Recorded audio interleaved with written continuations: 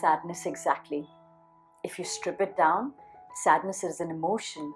It's a feeling of despair, of despondence, of feeling of loss, of regret, or of hopelessness. But what's actually going on in our body is that it's essentially just a surge of hormones, like any other feeling. Now, there are some which are simply outside of our conscious control and could possibly need medical intervention. But for most other kinds of sadness, there are 3 easy steps. Well, I'll qualify. It may not be as easy, but it's still worth trying for us to actually just change what's going on inside our bodies.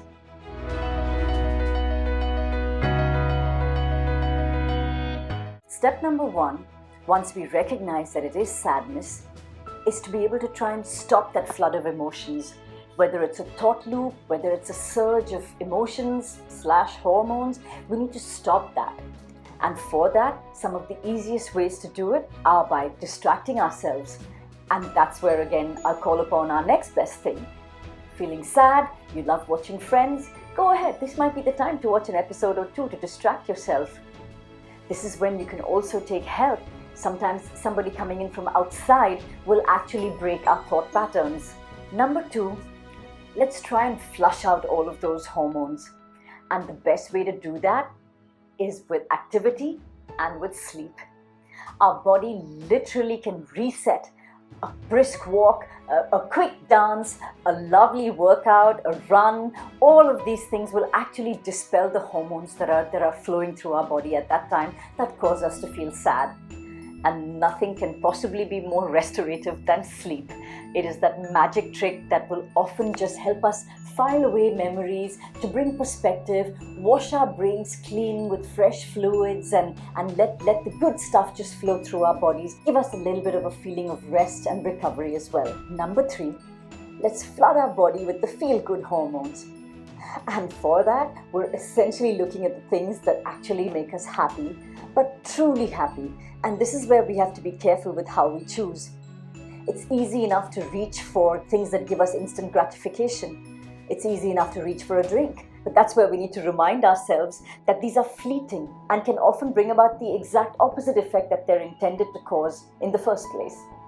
There's a saying that goes, those who drink to drown their sorrows must learn that sorrow knows how to swim. So what are the things that will give us more lasting joy?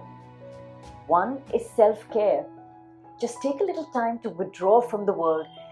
Cut off a lot of stimulus. Spend a little time loving yourself, caring for yourself. It could be something as simple as just enjoying a cup of coffee in solitude, or giving yourself a manicure, or reading a book. The next step, we get by with a little help from our friends. Being around people who nourish us, not just give us entertainment, can be very, very good for the soul, can be very, very good for our emotions. So find those friends who make you feel like you're a better person. Find those friends that make you feel like you're truly appreciated and liked. That's all there is to it. Another fabulous way to forget your sadness is to find your flow. When you're engaged in tasks that are a little challenging but enjoyable, in other words, when you find your flow, you actually forget what's going on around you. You lose a sense of time, you lose a sense of what you were actually feeling before this. That engagement engages your mind and actually changes your emotions as well. Finally, another way to turn the attention away from yourself is to turn it on somebody else or something else. And by that, I mean volunteering. Find something meaningful to direct your attention towards, and the rewards that you'll get by are manifold. You will benefit a lot more, and somebody else will be benefiting as a result of your actions as well. Now, if you believe that you have no skills or you have no time, do keep in mind that these are all excuses. Now, thanks to technology, thanks to the internet, we can find, if there's a will, there definitely is a way. There's a company that I came across very recently. It's called eVidyaloka. The link's in the description below. You have 1 hour a week, 2 hours a week. You can still volunteer and make a change in a child's lives. And depending on your area of interest, there's absolutely nothing that can stop you. So at the start of the new year, let's make a resolution to change our negative thought patterns and take the help that we need when we need it. All happiness needs a little bit of work. But equally, sadness is not a permanent state of mind.